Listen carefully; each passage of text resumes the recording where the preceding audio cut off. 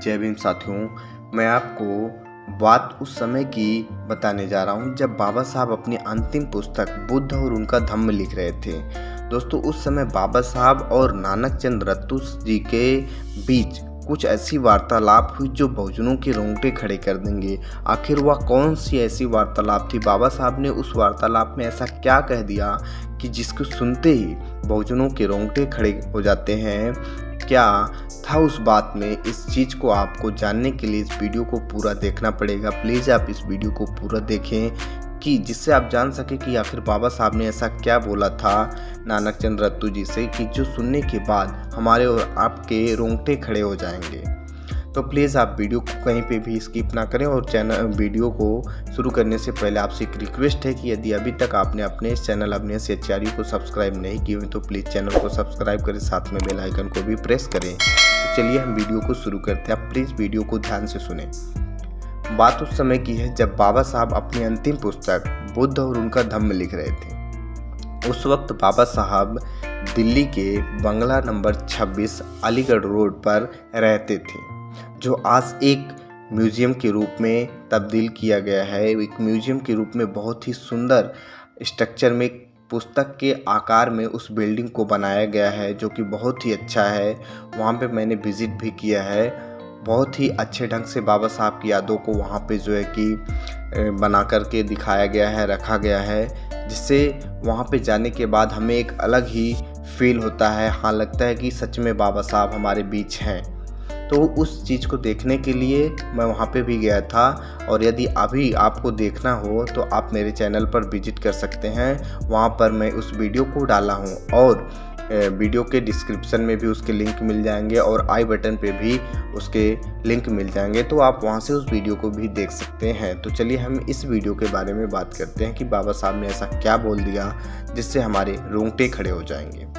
दोस्तों, एक शाम खाना खाने के बाद लगभग 8 बजे के आसपास बाबा साहब अपने अध्ययन कक्ष में चले गए और लिखना शुरू कर दिया।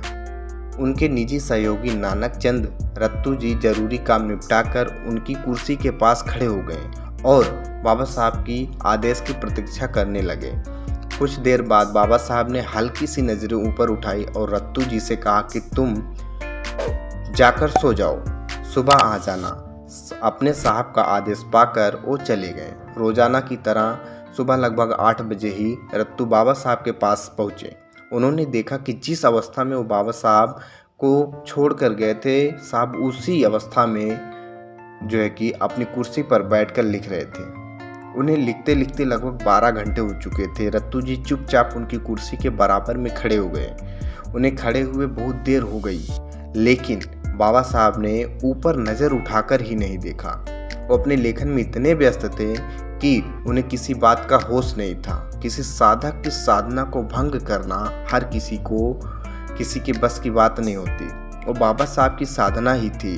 रत्तू जी बाबा साहब का ध्यान अपनी तरफ लाने के लिए मेज पर रखी कुछ किताबों को उठाकर ठीक ढंग से रखने लगे। तब बाबा साहब ने हल्की सी नज़र उठाई और रत्तू जी से कहा, रत्तू, तुम अभी गए नहीं? रत्तू जी उनके पैरों के पास बैठ गए और आंखों में आंसू भरकर कहने लगे, बाबा साहब, सुबह के 8:30 बज चुके हैं, आपको 12 घंटे हो चुके हैं, आखिर आप इतनी मेहनत क्यों कर रहे हो? बाबा साहब ने कहा, रत्तू, मेरा समाज अभी बहुत पीछे है, मेरे लोग अभी दिशाहीन हैं। मेरे मरने के बाद मेरी ये किताबें ही तो उनको राह दिखाएंगी। अब मैं पूरे देश में हर घर में तो नहीं जा सकता, लेकिन मेरा साहित्य जरूर जाएगा। लोग मेरे विचारों को किताबों के माध्यम से समझ पाएंगे। मेरे सिद्धांत, मेरे विचार, मेरे दर्शन और आदर्श मेरी किताबों में ही मिलेंगे, इसलिए मैं इतनी मेहनत कर रहा हूँ। तो दोस्तों, बाबा साहब हमारे लिए क्या करके गए? बाबा साहब ने इतनी कठिन परिश्रम, इतना तपस्या, इतना जाग करके अपना नींद, अपना भूख प्यास सब कुछ बाबा साहब ने छोड़ करके हमारे लिए इतना कुछ किया, और हम बाबा साहब के लिए क्या कर रहे हैं? बाबा साहब की बातों को हम कितना अपने जीवन में अप्लाई कर पा रहे हैं? बाबा साहब की कही गई बातों को हम कितना अपने जीवन में जो है कि उपयोग कर पा रहे हैं, ये हमारे सोचने का विषय है दोस्तों। कि बाबा साहब ने हमारे लिए न जाने कितने कितने ऐसे ही घंटों जागते रहे, कितनी रातों वे ऐसे ही जागते रहे कि हमारे समाज के लोग जो है कि कुछ अलग हो पाए, जो उनकी स्थिति थी उससे वो कुछ अलग बन पाए। इसीलिए और आज हम सभी जो इस मुकाम पर पहुँचे हैं बाबा साहब के, वो सभी परिश्रम की वजह से, बाबा साहब के बलिदान की वजह से हम आज और आप सभी यहाँ पर पहुँचे हैं। ना कि किसी हिंदू धर्म के देवी देवता, ना भगवान, ना किसी के भरोसे नहीं, ना ही किसी के आशीर्वाद, ना ही किसी के कृपा से, बल्कि हमें जो कुछ भी आज प्राप्त हुआ वो सब के सब हमारे बाबा साहब की बदौलत, बाबा साहब के बलिदान की बदौलत ही प्राप्त हुआ है। दोस्तों, हमें बाबा साहब के बलिदान को यूं ही नहीं भुला देना है। हमें बाबा साहब के द्वारा कही गई हर एक बातों को फॉलो करना, हर एक बातों को मानना है। तभी हम वास्तव में बाबा साहब के जो है कि जो कर्जदार हैं, उसका तो हम बाबा साहब का कर्जदार हम कभी चुका नहीं सकते कर्ज, लेकिन जो भी उन्होंने हमारे लिए किया हम उनके लिए कुछ तो ऐसा कर सकते हैं जिससे कि लगेगा कि हाँ, हमने बाबा साहब के जो है कि कर्ज में अपना कुछ कर्ज उतारा।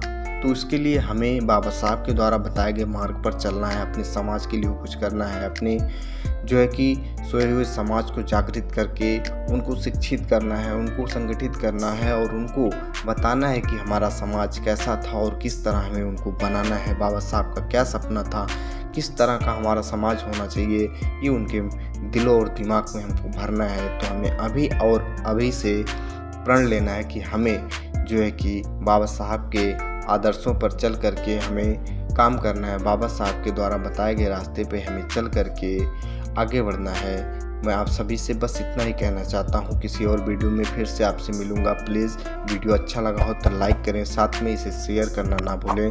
और आपसे एक लास्ट रिक्वेस्ट है कि यदि अभी तक आपने अपने इस चैनल अवनीश आचार्य को सब्सक्राइब नहीं किए हुए हैं तो प्लीज़ चैनल को सब्सक्राइब करके साथ में बेल आइकन को भी प्रेस करें। जय भीम, जय भारत, जय संविधान, जय मूल निवासी।